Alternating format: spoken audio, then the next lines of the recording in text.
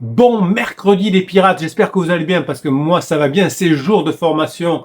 Le mercredi, en tout cas, c'est jour de sortie de formation, soyons justes. Pourquoi la peur est-elle si violente quand votre couple est en crise et surtout comment gérer sa peur? Parce que la peur, elle nous fait faire des bêtises. Quand la peur prend le contrôle, c'est votre cerveau entier qui va vous trahir. Votre cœur va battre plus vite, votre gorge va se serrer. Et vous allez sentir la pression là dans votre poitrine.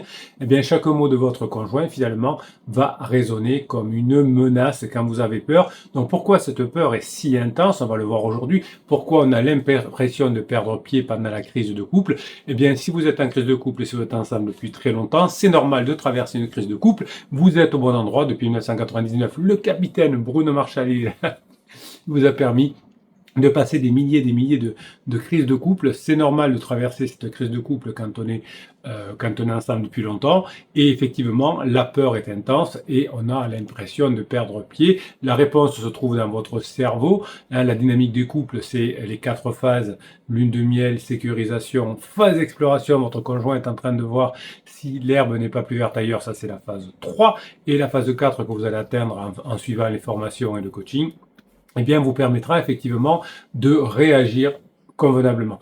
Votre cerveau, et vous l'avez compris, agit par défaut, c'est-à-dire qu'il vous fait faire des bêtises quand vous n'êtes pas encore formé, quand vous êtes un bébé pirate, parce que votre cerveau est programmé pour réagir face à la menace, et une crise de couple, finalement, active les mêmes circuits neuronaux que le danger de mort. Donc, on veut soit insulter, agresser son conjoint, lui mettre un ultimatum, pleurer devant lui, supplier, enfin tous ces interdits-là, voire arriver à rien dire.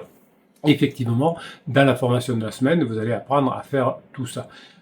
Imaginez que votre conjoint vous dise je ne suis plus sûr de mes sentiments, eh bien ce simple message peut déclencher chez vous une tempête interne, vous n'arrivez plus à manger, vous dormez mal et chaque minute sans réponse de votre conjoint, c'est une torture. Hein. Vous avez envoyé un message à votre conjoint, ça c'est un interdit, mais vous l'avez fait, il vous répond pas, eh bien c'est une torture parce que votre amygdale, la structure cérébrale qui est responsable de la peur, est en état d'alerte maximum pendant le début de la crise de couple et c'est pour ça que je vous ai fait cette formation. Votre cerveau interprète cette crise comme une menace totale sur votre vie, hein. C'est plus qu'une menace existentielle comme la crise existentielle, mais c'est comme si un prédateur venait à vous attaquer. Quand vous ressentez cette menace dans votre cerveau, vous avez 3 zones de votre cerveau qui s'activent et on va apprendre à les maîtriser au fur et à mesure de cette formation. Il y a l'amygdale qui va déclencher la peur et la panique en une fraction de seconde. Il y a l'hippocampe qui tente de comprendre si la menace est réelle ou non. Et évidemment, vous avez le cortex préfrontal qui est censé réguler l'émotion, mais qui est débordé par la tempête émotionnelle. Quel est le résultat, mes pirates adorés? Eh bien, votre cerveau, il va vous pousser à réagir instinctivement, souvent de manière contre-productive. C'est pour ça qu'au départ, mes pirates adorés, vous me faites des suppliques, des crises, des jalousies, vouloir un hyper-contrôle, et tout ça ne fonctionne pas si en plus vous avez la mauvaise idée ou la mauvaise chance de tomber sur un coach qui vous propose de faire un silence radio, de manipuler par un film Moi je te suis ou de manipuler par une lettre magique, eh bien tout ça vous met au fond du seau et vous n'arrivez pas à récupérer votre conjoint. Alors les techniques de manipulation existent essentiellement pour, à la fin de la lune de miel, essayer de récupérer son conjoint pour quelque temps, mais c'est mort déjà. Nous, ce que l'on fait ici sur cette chaîne YouTube, et où je vous accompagne depuis 1999, c'est de reprendre le contrôle de la situation et de passer en phase 4. Évidemment, à un moment donné, vous allez même avoir des doutes, vous aussi. Est-ce que je vais y arriver? Est-ce que je suis capable? Est-ce que c'est pas mort? Évidemment, si en plus vous en parlez autour de vous à Tati Janine ou à Tonton Jeannot qui dit « Ah, laisse tomber, c'est mort » parce que vous voulez saouler, vous arrivez même à saouler votre psy par moment. Donc heureusement, vous avez ici les formations et surtout le groupe Facebook et les commentaires sur YouTube pour vous aider à mettre en application les formations. Alors, évitez de venir pour dire « Mon conjoint est très méchant, il m'a fait ça, il m'a fait ça, ou il m'a fait ça ». Ça n'amène rien. Vous avez plein de groupes Facebook qui le font, où on passe son temps à se plaindre. Nous, ici, on cherche des solutions et on les trouve et on revient ensemble. Donc si vous voulez aller vous plaindre de la situation, hein, c'est normal qu'on ait envie de le faire. Vous avez des groupes Facebook qui sont là pour ça, allez-y, plaignez-vous. Ça n'amènera pas grand-chose, mais si c'est juste pour vous montrer en victime, c'est pas la peine de venir sur le groupe des pirates, parce qu'ici on cherche à arranger la situation. Si c'est juste pour dire je suis victime, ça sert à rien. Quelqu'un qui est victime, qui va porter plainte contre une autre personne, c'est pas pour revenir copain avec la personne qui l'a agressé. S'il porte plainte, c'est pour obtenir réparation. C'est pour être reconnu comme victime. Bon, donc si vous comportez en victime en disant ça va pas, ça va pas, ça va pas, on n'est pas d'accord sur le résultat, c'est tout à fait ok si vous voulez vous passer par victime, mais nous ici, c'est avec les pirates, on a envie de revenir en couple, on a envie de passer en phase 4, donc ça bosse, ça met en application, ça aide les autres, on n'est pas là pour critiquer ceux qui veulent pas bosser, mais on est là, nous, pour bosser. On n'a pas le temps de critiquer ceux qui veulent pas bosser. Évidemment, quand on est en crise et qu'on se propose en victime, on confond la menace émotionnelle et un danger réel, évidemment. Hein, c'est ça qui fait mal aux personnes qui n'arrivent pas à passer le cap de la formation. Donc, vous, c'est pareil, hein, vous êtes fait attaquer par votre conjoint, c'est comme si c'était une attaque vitale, et finalement, vous avez vous aussi senti comme le agit maintenant ou perd tout finalement. Hein. Mais ce signal est un piège, donc attention à faire ce qu'il faut. Vous êtes en crise de couple, vous êtes un couple de longue durée, et bien évidemment, hein, vous allez faire ce qu'il faut dans le long terme. Si vous êtes sous l'emprise de votre peur, vous pouvez envoyer des dizaines de messages, vous voulez parler tout le temps de votre couple avec votre conjoint, où tu en es, c'est pas normal que tu ne fasses pas, vous avez besoin d'avoir des réponses immédiates que votre conjoint ne peut pas vous donner. Résultat, vous étouffez votre conjoint et votre conjoint s'éloigne encore plus. Donc la solution, vous l'avez dans la formation de la semaine, c'est de reprendre le contrôle de votre cerveau, d'abord de déprogrammer l'urgence, de respirer profondément. Par exemple, je vous donne un exercice complémentaire par rapport à ce que vous avez dans la formation. Vous inspirez pendant 4 secondes, vous faites 7 secondes de pause et vous faites 8 secondes d'expiration. 4, 7 et puis 4 fois 2, 8.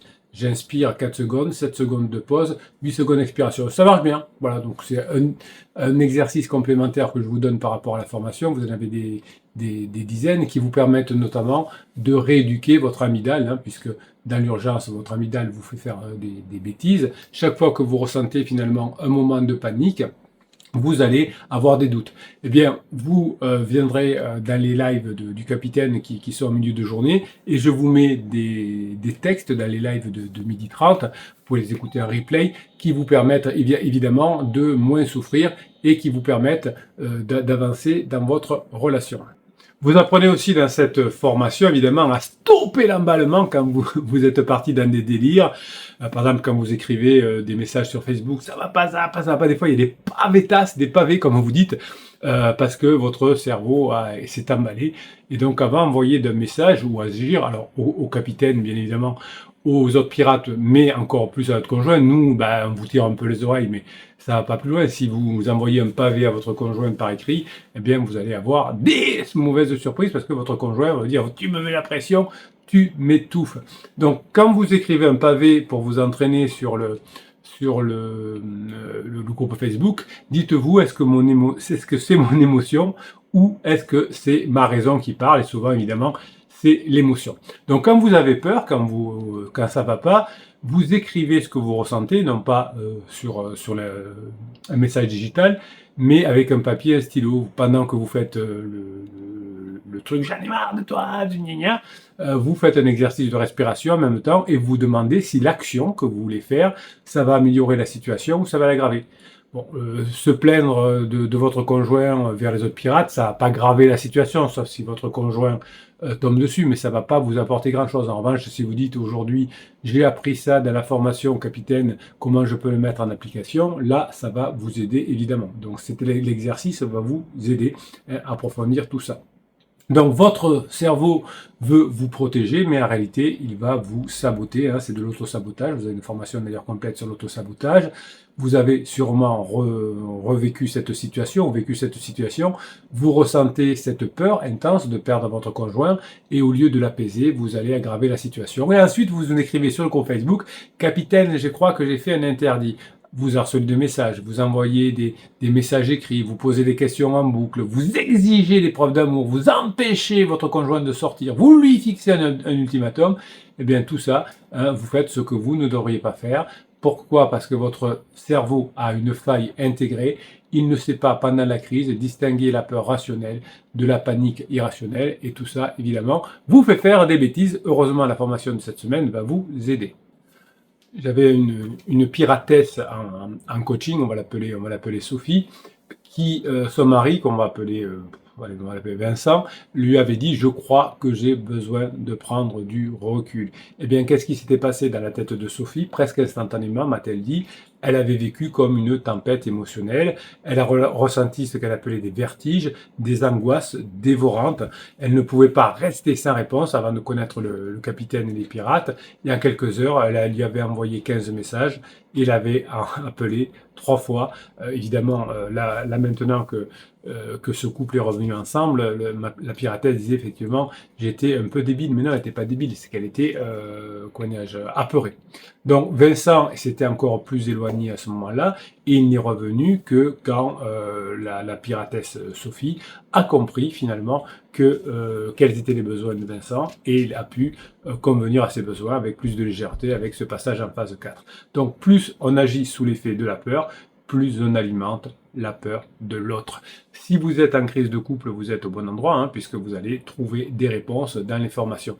Alors, ce que vous adorez aussi, c'est qu'à la fin de ces vidéos, je vais essayer de vous faire des vidéos plus courtes, là, parce que je fais toujours des vidéos de 20-30 minutes. Je vais répondre à vos questions. Je termine toujours par répondre à une question que vous m'avez envoyée, de façon à voir que vous pouvez vous aussi vivre les mêmes situations, et que souvent, toutes les situations se ressemblent. Bonjour capitaine, et je vous souhaite mes meilleurs vœux. Dans votre formation, mon conjoint ne veut rien savoir, comment renverser la situation? Vous dites, vous voyez qu'il faut, par rapport à l'offre que vous feriez, l'offre de, je précise, c'est l'offre de communication, hein, vous verrez dans cette formation, on parle de l'offre et la demande de la communication. Vous feriez, par exemple, pour acheter une voiture, là, je voudrais acheter une voiture, eh bien, la demande de la personne en face serait effectivement de se concentrer sur votre demande. Donc, vous faites une demande: je voudrais acheter une voiture, et la personne en face de vous vous fait une offre, hein, je voudrais vous vendre la voiture à tel prix. Ça, c'est pour préciser ce que c'est la demande de l'offre. Donc, dans votre couple, c'est: je te fais une demande, est-ce que tu veux venir au restaurant avec moi? Et l'autre fait une offre: oui, dans quelles conditions? Ou non, je refuse. Alors on en est. Donc, alors, oui, donc si vous êtes acheteur de la voiture, si vous êtes demandeur de la voiture, il faudra donner un maximum d'informations. Vous dites au vendeur pour qu'il comprenne bien: comment puis-je appliquer ceci dans ma crise de couple. Oui, alors vous allez faire de façon indirecte.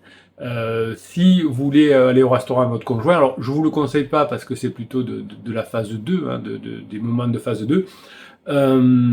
Allez plutôt chercher quelque chose du type: bah tiens, j'ai vu qu'il y avait un restaurant nouveau, ou Pierre et Janine vont au restaurant ce week-end, et ils nous ont proposé d'y aller. Vous voyez, plutôt que de: est-ce que tu veux aller au restaurant avec nous? Donc c'est mieux. Et vous donnez beaucoup d'informations avec du parce que il y a un nouveau plat à déguster, parce qu'ils ont refait la cuisine, parce qu'ils ont refait la carte, etc. Donc finalement, si vous voulez que votre conjoint vous calcule quand vous lui faites une demande, et qu'il vous fasse une offre positive qui va dans votre sens, qu'il va falloir négocier, eh bien il va falloir donner des idées qui vont dans son sens. S'il adore la cuisine, eh bien on dira: il y a un nouveau plat. S'il adore le saumon, tiens, il y a un nouveau saumon. Enfin voilà, vous faites ce que vous voulez, mais vous demandez à la personne en parlant de lui et en parlant d'elle, évidemment. Évitez de passer trop de temps avec votre conjoint en tête à tête, parce que si vous allez au restaurant sans but apparent, si ce n'est que de goûter le nouveau saumon qu'il y a dans le restaurant, vous risquez au bout d'un moment de ne pas avoir assez de sujets et de badinage et de parler du couple, et ça, c'est pas forcément très bon. Bon, vous savez, c'est frustrant, hein, je le comprends, et je vous suis depuis 1999, je sais, pardon. Lorsque vous avez l'impression que votre conjoint ne vous écoute pas, n'est pas intéressé parce que par votre demande de communication, et cette demande de communication finalement va vous permettre, si vous la préparez, de partager des émotions et des pensées avec votre conjoint. Quand votre conjoint traverse une période difficile, évidemment, on ne peut pas lui reprocher son manque d'attention. On essaye plutôt de comprendre ce qui se passe. Donc pour faire votre demande, vous choisissez le bon moment pour engager la conversation. Vous évitez les moments où votre conjoint est stressé, où il est fatigué, où il est préoccupé par autre chose. Donc dans la formation «Mon conjoint ne veut rien savoir», dites-lui calmement que vous aimeriez lui parler, que vous avez quelque chose d'important à lui dire, que vous avez besoin de son attention. Donc vous faites finalement une attention avant. Vous dites, attention. Hein. Donc en revanche, une fois, si votre conjoint n'est pas très connecté actuellement, soyez patient, soyez compréhensif. Hein. Il est possible que votre conjoint ait besoin de temps. Hein.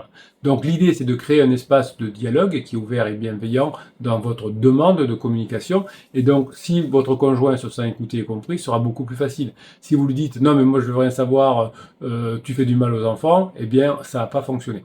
Donc ce qui est contre-intuitif mais qui marche bien, c'est d'offrir l'aide à son conjoint quand il est en difficulté, même s'il vous saoule, même s'il a un pansement, même s'il y a parfois même un adultère. Donc si vous voulez récupérer votre conjoint passé en phase 4, eh bien il nous faudra vous montrer patient, compréhensif.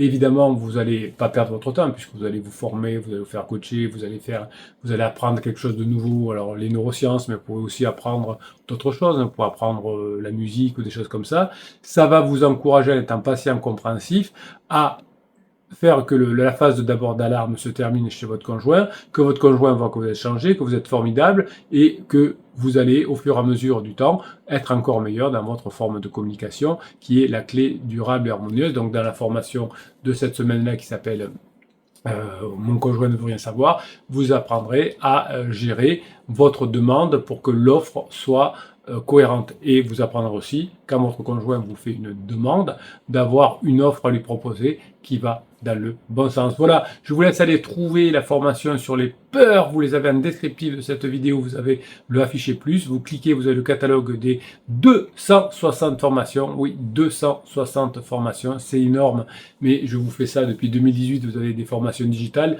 Auparavant, depuis 1999, c'était plutôt que des coachings. Maintenant, vous avez le choix entre les 6 coachings et les 220 formations disponibles, 260 formations disponibles. On se retrouve dans la formation sur la peur. Si vous avez des questions à poser sur la formation sur la peur, vous pouvez aller en commentaire de cette vidéo. Vous pouvez poser des questions sur le groupe Facebook. J'ai appris ça dans la formation sur la peur, comment je peux jouer et m'améliorer. Merci pour ce que vous êtes, mes pirates adorés. Je vous souhaite le mercredi que vous méritez. On se retrouve dans la journée pour des vidéos courtes, pour des textes, pour le live de 12h30. On va être ensemble toute la journée parce que je sais que vous avez besoin d'aide et de soutien de Grinta pendant toute cette phase de crise de couple. On est là, on sera là, on ne lâche rien. Passez la journée que vous méritez, mes pirates adorés.